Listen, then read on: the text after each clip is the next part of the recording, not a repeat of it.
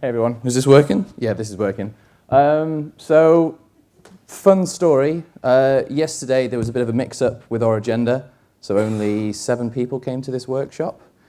So we were given today to maybe do something different. Then the person I was going to present with is feeling ill, so I've now condensed what I think is a 60-minute workshop into 15 minutes. God knows how it's going to go. You've already heard it before, so you could leave if you want. It's fine. You got the full hour yesterday. So yeah, initially what I was going to be talking about is how Onfido rolled out Big Tin Can back in 2019, and that eventually, as a team of 2, after going through the motions, we decided to relaunch. But I basically today can't talk about the initial rollout, so I am going to talk about who are Onfido. And are the speaker notes anywhere? Because that's the other thing. Because I haven't memorized this enough yet. But anyway, here are Onfido. Some of you may have heard of us, and it is Fido, not Fido. And we started about 10 years ago. 3 uni friends set us up in Oxford. And the point of that was effectively to make it easier for people to sign up to valuable services. At that time, credit bureaus kind of controlled who could sign up to what, and if you weren't on a credit bureau, you couldn't rent in your own name, you couldn't open a bank account. So it was very personal for our founders, as they found out the hard way. Their family emigrated from Iran. And this was a global problem as well at the time. There was about 2 billion people that were unbanked, the world's adult population. So we decided, not we, they did, I only just got here a couple of years ago, but they decided to create a new form of identity verification. Some of you may have seen this already. This is what it looks like. We take a picture of your passport, make sure that it's real. We then match that with a picture of your face, or if you're turning your head like that, which is a new version of it, and that guy's image is burned into my eyelids now, I see it so much. But fast forward 7 years from 2012 to 2019, and we had grown to 250 Onfidoers. Our revenue in 2019 had hit 27 million, and for some reason, Google Drive was our enablement platform. Has anyone here had that similar experience of Google? Yep, Google Drive. So it was a mess, and it was causing major pains for both the enablement team. I wasn't there at this point, so I'm scot-free at the moment. Causing pains for the enablement team, the sales team, and the marketing team. And some of you are probably aware of what these are already.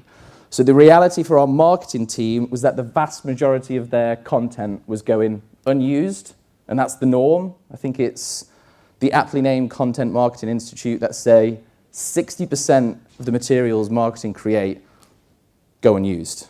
So waste of time. Sales would then just go into marketing to ask them where the right content was or to make them content for them. That was wasting their time as well. And they were just making their own rogue content. Does anyone know? Everyone surely must know what rogue content is. Does everyone hate rogue content? Yes. So rogue content was the norm, and then there was just no analytics. We couldn't measure ROI, which is a big thing for anybody that is reporting, well, responsible to sales, not for sales, is what I've always been told enablement is. And it's the same thing for anybody else who doesn't have a direct quota on them. How can we show that we're bringing something back? And marketing weren't able to do that. And then for sales, they were unable to find the content they needed. So then ended up using old content, which is bad. Again, which tends to be the norm if you're just using Google Drive or Microsoft Folders or OneDrive or whatever. We're just going to pick up this deck. It still happens now, somehow, for some people, until we catch them, that they'll go and just find an old slide and like, no, you can't put that in front of somebody. And it is still hard to manage, but much, much better than what it was. The other key thing for us in enablement function was that our onboarding was completely fragmented. And onboarding is one of the key things to get right. I think the average tenure of a rep at the moment, I think this is from G2. The slides I've had to get rid of had all the notes at the bottom to prove that it's from G2. I'm not just throwing out random names and stuff. But it's something like 14 to 30 months is the average tenure of a sales rep at the moment. And those people that leave, the early part of that 14 month, that's pretty much 50-50 our fault, potentially their fault. Maybe you weren't the right fit, but we've failed you. So at this point, we obviously needed an enablement platform. And that's where Big Tin Can came in. And obviously, you can find out about Big Tin Can outside. But then Onfido hit hypergrowth. There was some lovely slides showing you the initial rollout, but we've only got 15 minutes. Thanks for being the only one laughing at the dad's jokes as well. So then by the end of 2021, so in 2 years, we quadrupled our revenue. We went to 100 million ARR. We got over 1,000 customers. We actually performed 170 million identity verification checks. Us, alongside with a bunch of other people in the space, because competitors, there's a 15% reduction now in the world's population that are unbanked, adult population, which is really, really good. And we caught 8.5 million attempted fraud attacks. Fraud is a major issue. I was speaking to somebody yesterday. The telecoms industry, you know, Vodafone, I think everyone knows what telecoms is, sorry for mansplaining telecoms, but they lost 40 billion in the pandemic, but every single year they lose 40 billion due to fraud and just write it off. They just allow a pandemic to happen to them every single year. It's crazy. But not only that hypergrowth, which was fantastic, we now have over 600 Onfidoers. Unfortunately, that's what we call ourselves, across, where's the map?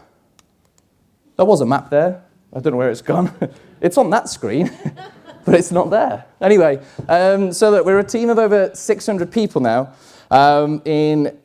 across 10 offices, and the enablement team are part of, obviously, growth onboarding, but onboarding for the entire company. So we could scale with Big Tin Can, because we still remained a team of 2 that onboarded 400 people.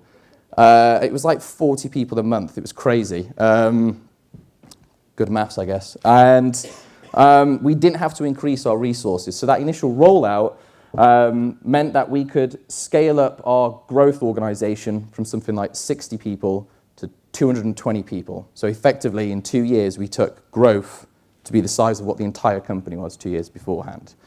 But then, as everybody else finds out, when you go through that journey of major scale up, all your software starts creaking. So across the board in our organization, we rolled out things like Workday. Any fans of Workday? No, not really. That's a joke. No, Workday's great. So we had to roll out Workday. We needed to upgrade what was a Windows 95 HR platform. I've still no idea what it was, and somehow someone bought it, and we moved over to Workday. We rolled out Salesforce Service Cloud. We rolled out Ally. Big projects that take 12, I think Workday was 2 years, from planning, execution, rollout, getting people to adopt it. We just couldn't afford to do that as an enablement team. There was still 2 of us. We've got an enablement director, but you know, we're doing the work. Any enablement directors in?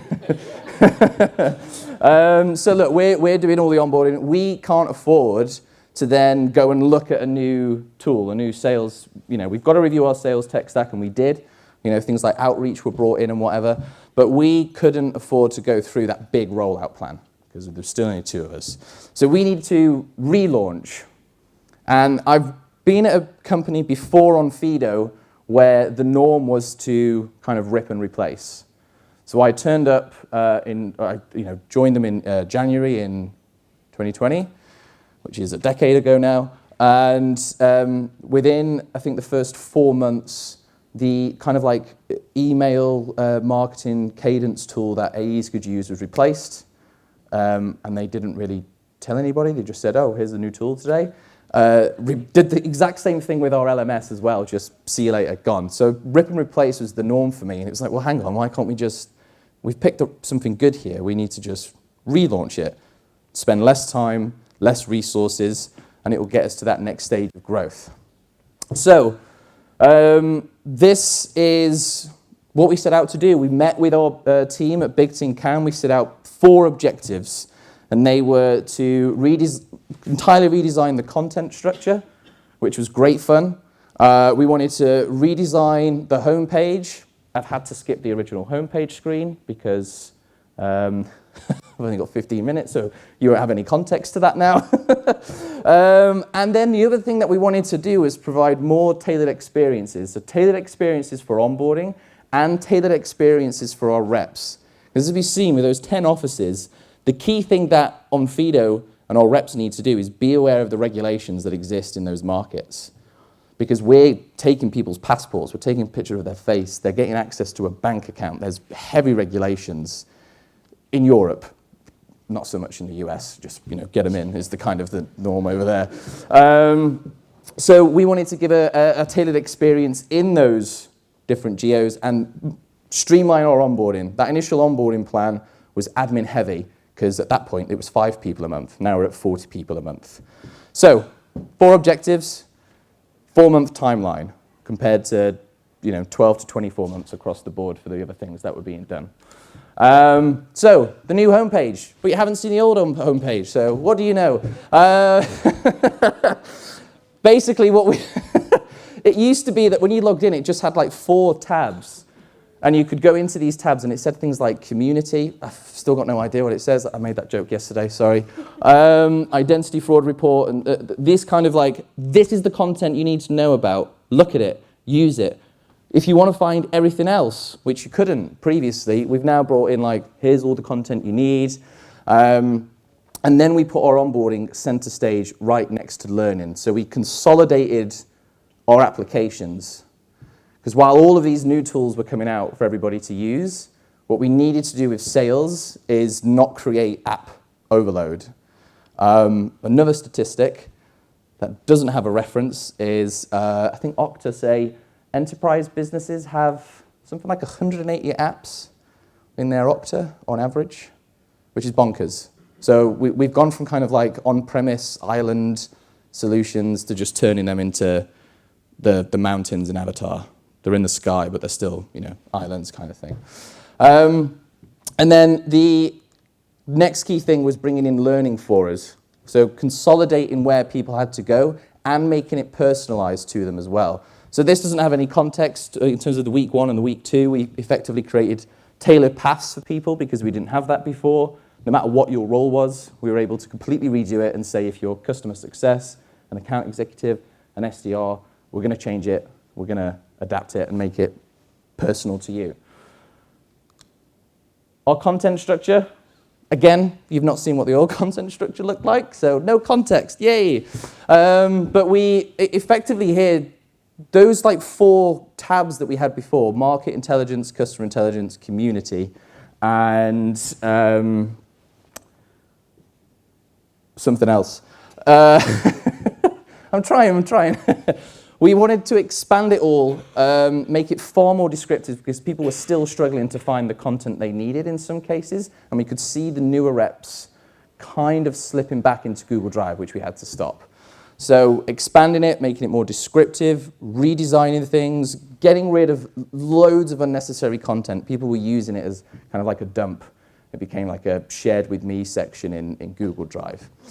And the key thing that we did, unfortunately, I wasn't able quickly enough this morning to log in and get different views of what it looks like for our different people in America and for Europe, et cetera, et cetera.